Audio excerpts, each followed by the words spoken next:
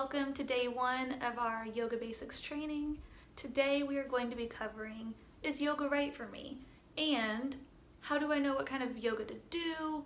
Why are there so many different words and types? I don't even know where to start. In this video, I'm going to help you determine if yoga is right for you. The answer is probably yes. And what type of yoga is right for you. So there are many different forms of yoga and practicing yoga. We're going to cover all of that today, so grab your notebook, get ready, and here we go. You're probably thinking, I'm not flexible, is yoga even right for me? I can't touch my toes, I'm going to embarrass myself. All of the doubts and fears that go through our minds happen when we start something new. And they might stay for a while too. In this video, I'm going to talk about if you think yoga may or may not be right for you, how to decide, and looking over all of the types of yoga that you might want to consider. So, how to decide if yoga is right for you? Well, I guess if you're here, then the answer is yes. And I honestly do believe that yoga is for everyone, simply because there are so many ways to do and practice yoga. But I know that seems like a loaded statement, so I'm going to help you figure out the type of yoga that might be most enjoyable for you.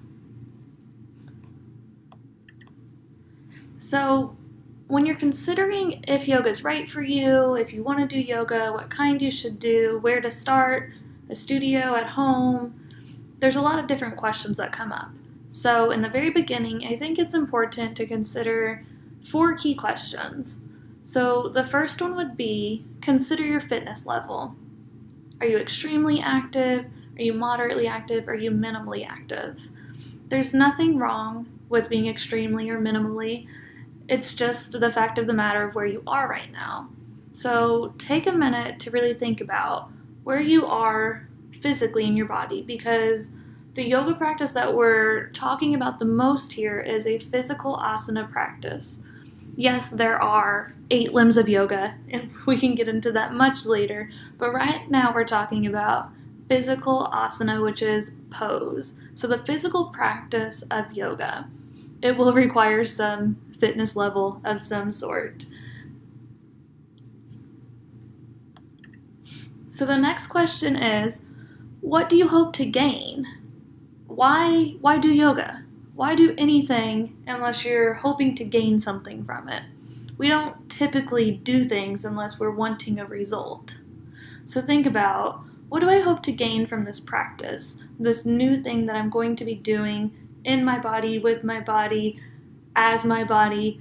What is it that I really want from this? Maybe you want to tone your body, get more muscular. It's a great goal. Maybe you want it to be more flexible. I know that tons of people think they can't do yoga because they're not flexible, and then they never start. Well, if you don't start, you won't improve. Maybe you want a little peace of mind, a little less stress in your life. Hello, I think we all do. Maybe that's your key goal here. Or maybe it's just confidence and balance in your body and mind. And maybe that seems a little vague, and what I mean there is, by showing up every day and really diving into this practice, you will get stronger, you will gain balance, you will become more sure of yourself, you will gain confidence. If you're showing up and giving your practice all that you've got every day, those things will come no matter what. So, think about it, grab a piece of paper, and just write down, my goal is, or what I hope to gain is. And just do a word dump. Let all of it fall out of your mind onto paper. Really think about any and all of the things that you want. And don't filter it. No one's going to see your answers. It's okay to want to be toned. It's okay to want to be more flexible. It's okay to want those things, but you need to know what you want and then ask why. So that goes into our next question, which is, how do you want to feel? So by doing yoga, I want to feel blank. Let that be your statement that you think about. when I practice yoga, I want to feel. Or when I'm finished practicing yoga, I want to feel. Maybe you want to feel balanced, like physically and emotionally balanced. Or maybe you just want peace, like inner freaking peace. Maybe you want to feel sexy. Like maybe yoga is your outlet for sensuality and really feeling good in your body. Or maybe you want to feel fluid or electric.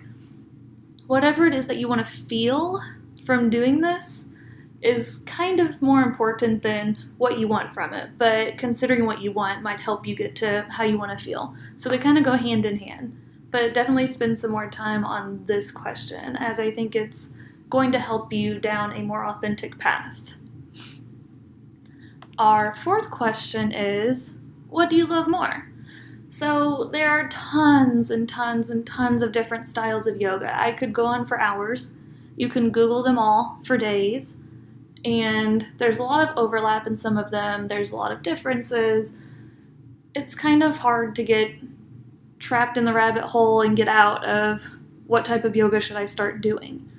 And maybe you just go to a studio and you don't know that it has a certain type. I've done that before and I end up shocked and confused because I didn't know what I was walking into, because I didn't do my research. So think about what you love more to do physically. Do you like to be calm and slow and restorative and soothing in your physical recreation? Or do you want to get a hard workout? You want to make it fast and sweaty and intense and there's music and it's wonderful. Like you have two ends of the spectrum and you can fall anywhere in between those. One thing that I do want to say here is that you don't want to get trapped in one set way of doing something. That is the biggest way to limit your growth. So if you like fast and sweaty, maybe you consider calm and slow. And if you like calm and slow, maybe you just consider what fast and sweaty might look like for you. There are so many possibilities, and you can take any type of yoga and craft it to your body and your preferences and how you want to feel. So consider both and think about why you didn't pick the other one initially, and just start to get curious about what you want and how you want it. So that's finding your yoga. That's the overarching premise of why am I doing this? How am I doing this? What do I want from this? That's all great. But then, how do I go to a class? What do I Google to get started? If I want slow and soothing, what does that even mean? Well, there are styles of yoga, and there are types of yoga. So if you're new to yoga and a little hesitant, you might enjoy just beginners classes. You can Google beginners yoga. You can buy beginners books. There's plenty of resources out there that can teach you how to start yoga, and then the style doesn't necessarily matter as much as getting your feet wet. There's also restorative yoga, there's yin yoga, gentle flows, there's chair yoga. If you have knee issues or back issues or any sort of physical hindrance, you can still do yoga. If you really want to, there's definitely ways around working with wherever you are. So that's like your beginner, slow and soothing, new to yoga. You're feeling a little hesitant. You don't want to jump into a class and get hurt. The second one, or second category, I guess, would be you're open into diving right in. Even if you're new, you're excited, you want to try new stuff, you want to have fun, you might enjoy, again, beginners classes in any style. This is going to do the same for you. You can just modify it to what you're looking for. Hatha yoga and vinyasa power yoga are both fun and structured ways of starting your practice and understanding the poses and the names and kind of getting into it, I suppose. And then, of course, there's, you want a serious, committed relationship with your practice. Like, you are all in. You want to wake up at 6 a.m. every day, do the same poses every day. You really are digging deep into whatever you've decided to go for. You might really enjoy Ashtanga yoga. It's a very strict, structured style of yoga that I don't personally do, but I know people who greatly benefit from it. It's definitely more structured. So if you like structure and like commitment and rigor, I'd go that way. And then there's Kundalini yoga that's very deep and heart-centered and heart-opening that might be emotionally intense if you're just starting out. There's a lot of emotion and emotional intensity that comes from Kundalini, so you might want to hold off on that one until you're ready or you've dipped your toes in a little bit. Those two take a little more commitment. And then if you're looking for a serious workout, of course, we all just kind of want to like go to the gym, get your workout in, and go home and go about your day, whatever you're wanting. Again, Vinyasa Power Yoga is great. I know some great teachers that love this style and it's all they practice.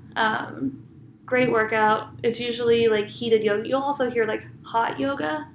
So maybe hot yoga should be on this list too. I'm sorry for leaving it off. But heated rooms will make you sweat more, help you open up quicker, warm up your muscles quicker. Bikram yoga is a pretty physically, well, I don't know how to explain it, but like it's a physical act of yoga. Like there are Bikram yoga competitions basically, so it's pretty intense and it's hot. It's the same poses 2 times through, so if you're really wanting a serious workout, definitely check that one out. And then of course, if you're looking for fun and adventure, to add a little more play, if you're not so new, if you're wanting to find something a little more interesting than just a typical yoga class, you might check out some acro yoga. I think most cities have like groups of people who get together and do acro yoga. There's like aerial silks yoga. You can do sup yoga, which is stand-up paddleboard yoga on water. So it's kind of like a big surfboard and you do yoga on it. And then there's booty yoga, which is like tribal dance and yoga and plyometrics, and it's a blast. So those are some fun, interesting ways to get into yoga that aren't just like your typical you on your mat in a class. Yeah, so think about the above. Let me know in the chat below. I'd love to hear your thoughts and your questions and hear what else you want to know about this stuff. I mean, it really takes a lot of Googling and research and asking questions from teachers and studios, reading books. It all comes down to personal preference and definitely not sticking yourself in one bubble forever. So being open to all of the different styles, and then also being open to just being a human and moving your body freely. So think about those things, and in the next 4 days, you're going to receive 4 more videos from me. So today we covered how to determine your yoga type. Complete. Here we are. Tomorrow we're going to cover understanding how to use yoga props and equipment. So I get this question a lot where people have no idea how to use props. They're embarrassed to use props. They don't even know what they're for. So I think it's really important to cover that next and help you understand what all of that means. Day 3, we're going to cover some basic poses and how to modify them, mostly to avoid injuries, but also to show you all of the possibility in various poses. Day 4, we're going to cover how to deal with self-doubt and comparison as you embark on this journey. You're going to be faced with looking around the room in a class and kind of comparing yourself to people, wondering why you're not doing the splits in a week. There's going to be a lot of pressure that happens as you go about this journey, unless like you're completely enlightened, and that's great, like share your secrets. But you're going to come up against some stuff within yourself and how you see the world. So we'll talk about how to deal with some of that. And then day 5, I'm going to share my step-by-step system for actually starting yoga. So you're going to have all the information you need, and then I'm going to help you actually start doing yoga. I'm really excited about that one, so stay tuned. Tomorrow, video 2 is coming your way in your inbox. If you have any questions, drop them in the chat below, and then you can always email me at haley@haleyheischman.com, and I can answer your questions personally. So I will see you all tomorrow, and have a great night.